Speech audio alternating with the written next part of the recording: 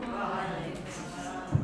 Yang terhormat Bapak Kepala SMK Negeri 1 Salam, yang kami hormati Bapak Ibu Guru SMK Negeri 1 Salam. Marilah pertama-tama kita panjatkan puji dan syukur kita kehadirat Allah Subhanahu wa Ta'ala, di mana pada siang hari ini kita masih diberi nikmat sehat untuk berada di ruangan ini dalam rangka sosialisasi atau diseminasi dari program calon guru penggerak mengenai refleksi filosofi pendidikan Indonesia Ki Hajar Dewantoro dan budaya positif. Bapak Ibu yang kami hormati, jiwa pendidikan Indonesia sudah melekat di hati kita, dan tidak dipungkiri lagi bahwa filosofi Ki Hajar Dewantoro itu adalah ing ngarsa sung tulodo, ing madya mangun karso, dan tut wuri handayani itu tidak asing di telinga kita. Hanya saja Bapak Ibu semuanya, makna dari ing ngarsa sung tulodo, ing madya mangun karso, tut wuri handayani ini yang harus selalu kita pegang teguh. Bapak Ibu yang kami hormati, pendidikan di Indonesia ini merupakan daya dan upaya untuk memajukan bertumbuhnya budi pekerti, yaitu kekuatan batin, karakter, pikiran, dan tumbuh anak agar dapat memajukan kesempurnaan hidup, yaitu kehidupan anak yang sesuai dengan dunianya. Harus memiliki 5, Bapak Ibu. 5 apa? 5 ilmu. Apa saja ilmu tersebut? Di antaranya adalah ilmu hidup batin. Jadi secara psikologis, kita sebagai seorang guru menghadapi siswa kita atau peserta didik kita harus dengan hati. Kemudian yang kedua, ilmu hidup jasmani atau secara fisiologi. Yang ketiga adalah ini, ilmu kesopanan atau etika. Kemudian yang keempat adalah ilmu keindahan, estetika. Kemudian yang kelima, ya ini yang biasanya karena insya Allah sebagai seorang guru, tuntutan saat ini adalah ilmu pendidikan atau secara pedagogis. Bapak Ibu yang kami hormati, tujuan pendidikan adalah menuntun segala kodrat yang ada pada anak-anak atau siswa agar mereka dapat mencapai keselamatan dan kebahagiaan yang setinggi-tingginya, baik sebagai manusia maupun sebagai anggota masyarakat. Ada tujuan yang ingin dicapai, diantaranya yaitu mencapai keselamatan dan kebahagiaan untuk peserta didik kita yang setinggi-tingginya, baik sebagai manusia maupun sebagai anggota masyarakat. Nah, ini Bapak Ibu, sehingga kita diharapkan dapat menuntun tumbuh atau hidupnya kekuatan kodrat yang ada pada anak-anak agar dapat memperbaiki lakunya. Ya, jadi sekali lagi kita ibaratkan sekarang ini ada paradigma baru. Mengajar itu tidak hanya mentransfer ilmu sudah terus sudah, tetapi bagaimana cara kita menggali tadi, bagaimana masing-masing anak ini sudah mempunyai kodratnya sendiri-sendiri. Jadi kalau secara umum kita mengatakan apakah ada anak bodoh, anak pandai, sudah tidak ada lagi. Anak itu pasti mempunyai kelebihan masing-masing. Dan kita memberikan ilmu itu tidak seperti menulis di kertas kosong. Mereka sudah ada, masing-masing dilahirkan itu mungkin diibaratkan sebuah kertas sudah ada catatannya Bapak Ibu.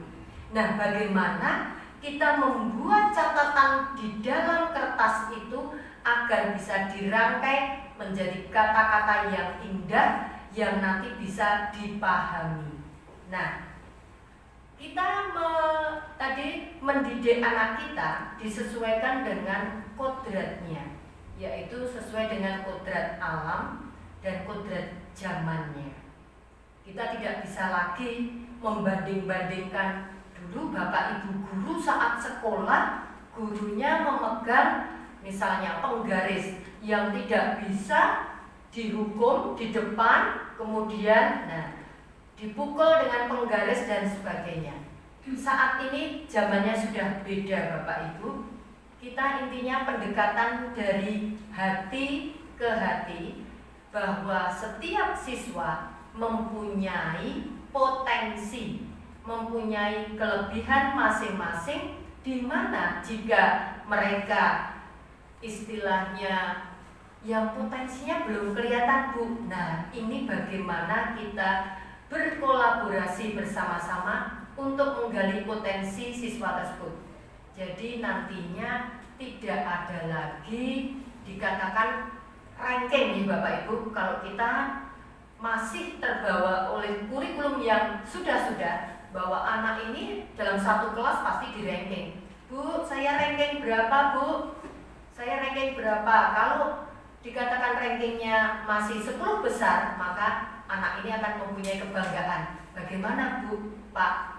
Anak-anak yang tidak mempunyai ranking, otomatis dia sudah punya potensi atau bakat yang lain yang bisa kita gali, karena kita adalah sekolah kejuruan, di mana mungkin keterampilannya jauh lebih luar biasa dibandingkan anak-anak yang tadi secara pengetahuannya lebih unggul Bapak Ibu. Nah, tujuan dari pelajar Indonesia ini adalah memiliki kompetensi global dan berperilaku sesuai dengan nilai-nilai Pancasila. Yang dikatakan tadi profil pelajar Pancasila, ada berapa? Profil pelajar Pancasila ini ada 6 Bapak Ibu. Ada 6. Di antaranya yang pertama adalah nomor 1 dan utama adalah beriman, bertakwa kepada Tuhan yang Maha Esa dan berakhlak mulia. Itu adalah utama yang nomor 1. Untuk beriman dan bertakwa, kemudian berakhlak mulia, meliputi apa saja? Ada akhlak beragama, akhlak pribadinya, akhlak kepada manusia atau sesama, kemudian akhlak kepada alam. Selanjutnya adalah akhlak bernegara. Nah, kemudian yang berikutnya adalah berkebinekaan global. Berikutnya tadi berkebinekaan global itu seperti apa? Kita harus mengenal dan menghargai budaya, berkomunikasi dan interaksi antar budaya, kemudian refleksi dan tanggung jawab terhadap pengalaman kebinekaan dan berkeadilan sosial. Tadi bahwa dengan berkebinekaan global ini tidak malah menjadi pecah belah nih Bapak Ibu, tetapi tadi sebagai harmoni kehidupan. Nada-nada itu pasti ada do, re, mi, fa, sol, la, si, do. Kenapa ada berbeda-beda? Tidak semuanya do semua atau sol semuanya. Karena kalau sudah disusun menjadi sesuatu akan menjadi irama atau musik yang sangat indah. Ini diantaranya adalah kebinekaan global ini Bapak Ibu. Kemudian profil pelajar Pancasila yang selanjutnya apa? Yaitu adalah bergotong royong. Kalau kita dulu zaman kita kecil masih ingat gotong royong di lingkungan baik itu keluarga ataupun di tempat tinggal kita gitu masih ada. Tetapi bagaimana dengan anak-anak yang sekarang yang namanya bergotong royong, karena sudah ada mungkin smartphone dan untuk menumbuhkan kepedulian, berkolaborasi dengan sesamanya atau sesama siswa, atau dengan bapak ibu gurunya, atau dengan lingkungan keluarga mereka tinggal, itu juga harus kita istilahnya kita semangati lagi Bapak Ibu. Kemudian yang selanjutnya adalah kreatif. Kreatif itu adalah menghasilkan gagasan yang orisinil dan menghasilkan karya atau memiliki keluasan berpikir dalam mencari alternatif solusi permasalahan. Makanya saat kita mengajar, tidak hanya siswa kita itu misalnya hanya membaca, tetapi diberi bahasanya dengan pemantik-pemantik permasalahan. Dengan adanya permasalahan, kemudian anak ini dibuat dalam suatu grup atau kelompok yang biasanya mereka tidak bisa mencarinya dalam istilahnya Google jawaban. Kalau jawaban singkat itu biasanya masih bisa ya Bapak Ibu, tetapi apa pendapat Anda? Apa yang akan Anda lakukan? Ini termasuk salah satu pemantik-pemantik permasalahan agar mereka bisa kreatif, Bapak Ibu. Kemudian yang berikutnya adalah bernalar kritis. Bernalar kritis itu artinya memperoleh dan memproses informasi dan gagasan. Kemudian menganalisa, mengevaluasi pemikirannya sendiri, apa yang sudah mereka lakukan, kemudian yaitu tadi mereka evaluasi, kemudian refleksinya apa ke depannya. Yang selanjutnya yang ke-6 adalah terakhir ini adalah mandiri. Kita mengharapkan siswa-siswi kita bisa mandiri. Mandiri itu apa? Memahami diri dan situasi, tidak tergantung dengan yang lain. Artinya dalam hal ini tidak tergantung itu saat diberi permasalahan tertentu, anak ini bisa menyelesaikannya. Jadi bukan sidik-sidik meminta tolong, meskipun kita sebagai manusia tidak bisa hidup sendiri, pasti ada bantuan dari orang lain. Tetapi yang dikatakan mandiri adalah hal-hal kecil yang bisa dilakukan mereka sendiri sesuai dengan usianya, sesuai dengan zamannya atau kodratnya anak-anak sekarang. Ya sudah, itu Bapak Ibu. Tidak ada anak-anak sekarang mungkin sudah bahasanya gaptek ya. Karena kemarin saat pandemi ini kita juga sudah menggunakan pembelajaran jarak jauh.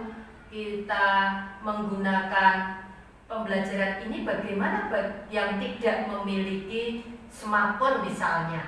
Apa kendalanya? Itu pasti ada solusinya. Dan insya Allah itu zaman saat ini tidak sesuai dengan zaman kita saat kita masih kecil Bapak Ibu.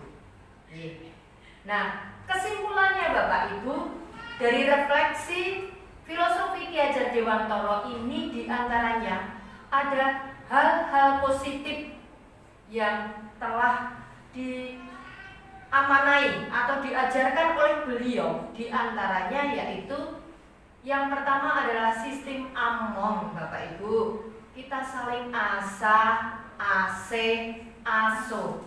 Monggo kita sebagai seorang guru kita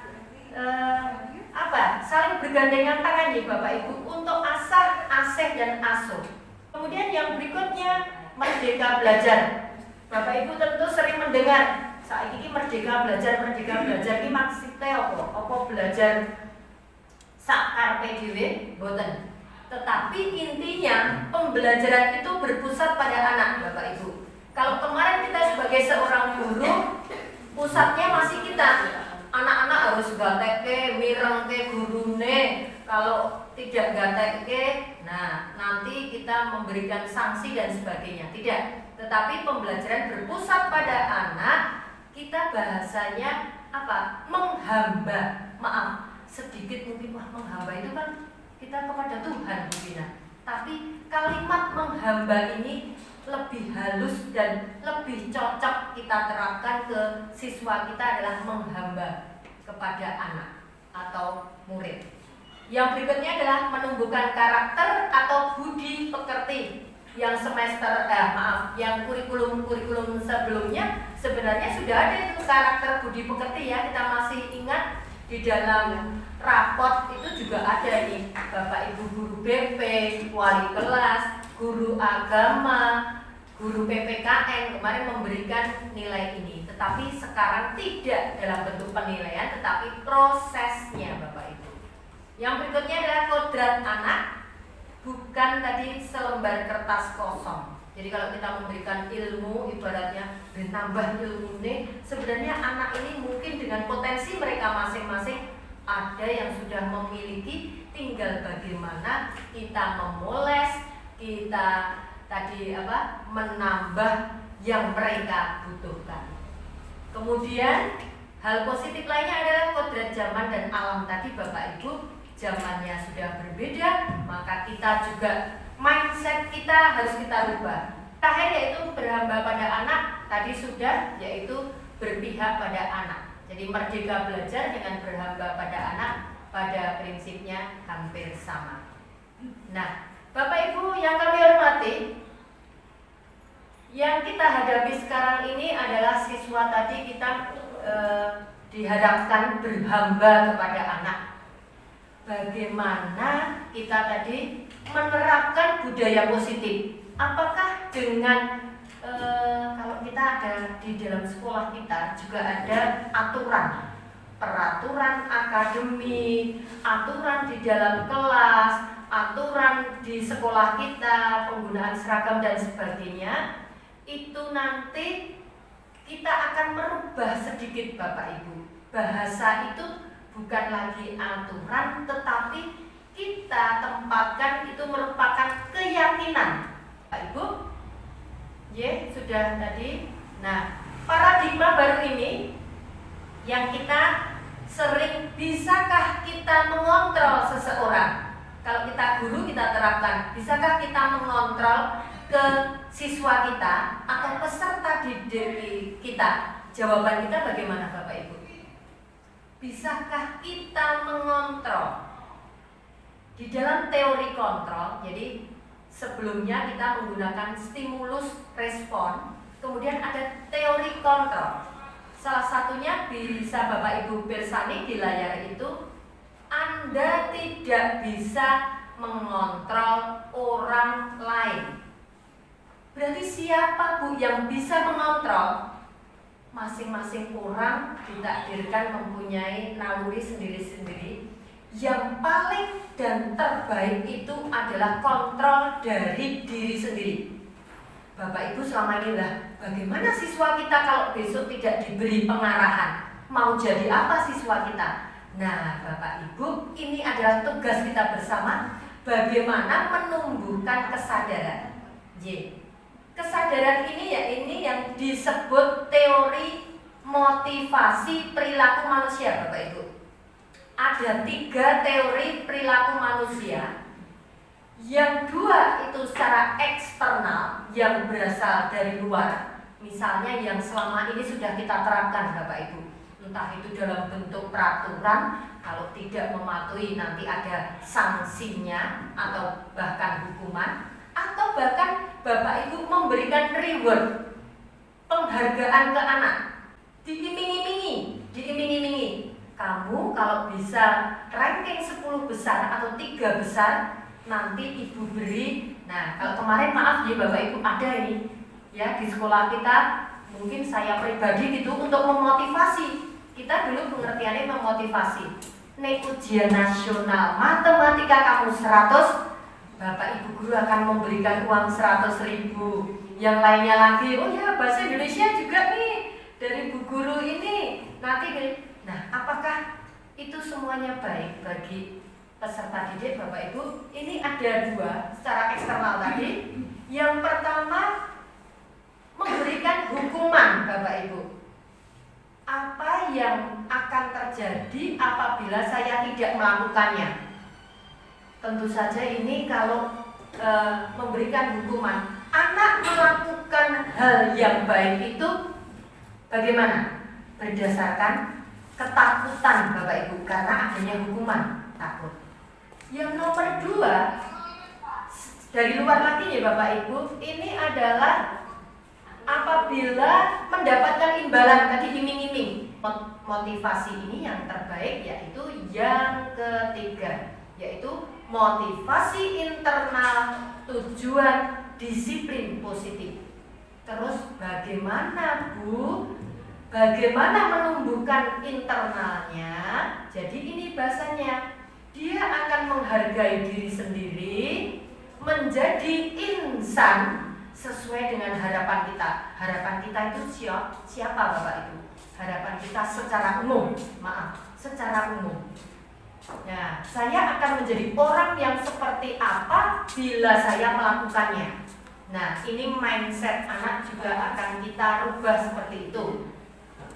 Nah, hal ini disebut dengan restitusi Bapak Ibu. Secara internal itu restitusi. Restitusi adalah proses menciptakan kondisi bagi murid untuk memperbaiki kesalahan mereka. Jadi memperbaiki sehingga mereka bisa kembali pada kelompok mereka dengan karakter yang lebih kuat. Berarti bagaimana ini? Oh, berarti restitusi itu pilihan yang lebih baik lagi Bapak Ibu. Tadi kalau Bapak Ibu diantaranya ada yang mengatakan, ya siswa saya ada yang sering tidak memperhatikan. Kemudian Bapak Ibu tadi pengalamannya sudah pendekatan secara interpersonal. Ngopo kok kue ngantukan? Oh, misalnya dia selalu sampai malam membantu orang tua dan sebagainya. Nah, ini kita gali Bapak Ibu. Kita gali kembali untuk memperbaiki kesalahan mereka agar apa? Kembali pada kelompok mereka dengan karakter yang lebih kuat. Nah, bagaimana caranya? Nah, ini 9 ciri-ciri restitusi Bapak Ibu. Ada 9, saya Bapak Ibu bisa membaca sendiri ya, bahwa bukan menebus kesalahan. Selama ini kan kita anak tidak memakai wearpad disuruh membawa misalnya, itu hanya bahasa itu biar anak itu kapok. Nah, kalau kita mengatakan ben kapok orang mengulangi lagi Bu, tetapi nanti kita akan, nah ini tugas kita bareng-bareng. Saya pun kalau menjadi seperti ini dalam proses Bapak Ibu, makanya kami berada di sini menularkan atau bahasanya sharing ya Bapak Ibu, bagaimana kita membawa siswa kita agar tadi bisa berubah karakternya lebih baik lagi. Jadi itu bentuknya tawaran, sekali lagi bukan paksaan. Kalau hukuman kan biasanya dalam bentuk paksaan ya, untuk melihat ke dalam diri. Jadi kalau nanti anak ini merasa dia tidak benar Bapak Ibu, dia akan menyadari, oh iya aku ki maaf belum pakai seragam sesuai dengan hari yang diterapkan hari ini. Apakah besok saya harus mengulangi lagi? Contohnya seperti itu. Dan selanjutnya, monggo Bapak Ibu, saya juga mengingatkan diri saya pribadi bahwa tugas kita ke depan ini harus kita lakukan bersama-sama. Kalau dulu kita mengatakan jueh atau kita memberitahu anak tidak cuma sekali tapi berkali-kali, itu bahasa Jawanya kita harus jueh ke anak untuk seperti itu. Nah, segitiga restitusi tadi dilakukan dalam 3 tahap Bapak Ibu. Yang pertama adalah menstabilkan identitas. Ini saya lanjut ya. Ada 3. Menstabilkan identitas itu bagaimana? Yaitu membuat anak yang merasa gagal karena berbuat salah. Sebenarnya orang yang merasa bersalah itu bahasanya apa? Gelo nih Bapak Ibu. Wah, saya kok melakukan kesalahan, saya besok tidak akan mengulangi kesalahan saya lagi. Bahasanya itu. Jadi berbuat salah kemudian menjadi positif terhadap dirinya. Nah, guru akan berkata bagaimana? Bapak Ibu, ini adalah contoh-contoh kalimat yang diberikan oleh kita sebagai guru pada murid. Berbuat salah itu manusiawi, Bapak Ibu guru juga pernah salah. Kemudian manusia itu tidak ada yang sempurna, nak, tidak hanya kamu, misalnya, bla bla bla dan seterusnya. Kemudian yang kedua, segitiga restitusi yaitu memvalidasi, Bapak Ibu, kesalahan anak itu apa, ini divalidasi, yaitu kita intinya membantu. Kita hanya membantu siswa mengenali kebutuhan yang ingin dipenuhi. Ya, karena kebutuhan mereka ada yang pengen diperhatikan, ada yang pengen menunjukkan kekuatannya dan lain-lain. Nah, ini Bapak Ibu tujuannya adalah tadi untuk memenuhi basic need, yaitu power, kekuatan, karena ada anak-anak tertentu pengen menunjukkan kekuatannya, freedom atau kebebasannya, karena di rumah mungkin dia sudah disibukkan oleh macam-macam. Nah, di sekolah agak bebas, Bapak Ibu, ini seperti itu. Kemudian love and belonging, di rumah kurang kasih sayang, maaf, mungkin yang broken home di rumah ini butuh kita sentuhan seperti itu. Fun atau survival, ya, kesenangan ataupun bertahan untuk hidup. Nah, ini kita sebagai seorang guru, kita akan memberikan kata-kata yang memotivasi. Di antaranya apa? Monggo yang ada di depan Bapak Ibu ini, bisa saja kamu melakukan hal yang, apakah kamu bisa? Kamu bisa saja melakukan hal yang lebih buruk, tapi kamu tidak melakukannya, kan? Seolah-olah anak ini sedikit diberi penguatan, Bapak Ibu. Kemudian apa yang penting bagi kamu? Sebenarnya apa sih yang penting bagi dia? Mengapa? Kamu punya alasan apa untuk melakukan tindakan itu? Dan lain sebagainya, Bapak Ibu sekalian, monggo. Yang terakhir, segitiga restitusi adalah menanyakan keyakinan, bagaimana agar tadi internalnya tumbuh dari dalam sendiri, yaitu melihat kesalahan, dihubungkan dengan norma sosial dan nilai-nilai yang mendasari manusia berinteraksi dengan orang lain. Apa yang sudah dipercaya bahwa kita harus menghormati sesama teman dengan orang lain, kita harus menyayangi dan sebagainya. Nah, ini Bapak Ibu, kalau dulu kita mempunyai kesepakatan kelas, ini kita lanjutkan, Bapak Ibu. Kesepakatan kelas apa yang mau kita terapkan di masing-masing kelas tersebut. Jadi Bapak Ibu mungkin ini yang bisa kami sampaikan. Monggo Bapak Ibu sebagai refleksi, biar Bapak Ibu juga tidak ngantuk. Apa yang Bapak Ibu, perasaan apa yang muncul selama mengikuti sesi ini mengenai makna motivasi intrinsik yang dari dalam tadi? Apakah Bapak Ibu agak susah, atau itu menjadi beban bagi kita, atau Bapak Ibu malah senang? Besok saya menjadi guru itu kan hanya memotivasi anak, memberi dukungan, menuntun tadi anak. Kemudian yang berikutnya, saya akan menjadi pamong yang seperti apa? Kita itu adalah pamong, guru itulah ya, menjadi seorang among atau pamong setelah mengikuti sesi ini, Bapak Ibu. Setelah penjenengan tahu semuanya apa yang akan kita lakukan, monggo silakan Bapak Ibu, bisa Bapak Ibu ngen-ngen Bapak Ibu istilahnya apa yang akan saya lakukan, dan insya Allah kedepannya intinya adalah untuk yang terbaik buat siswa-siswi kita. Sekian, terima kasih dari saya. Ada salah saya mohon maaf. Salam sehat dan bahagia untuk Bapak Ibu semuanya. Assalamualaikum warahmatullahi wabarakatuh.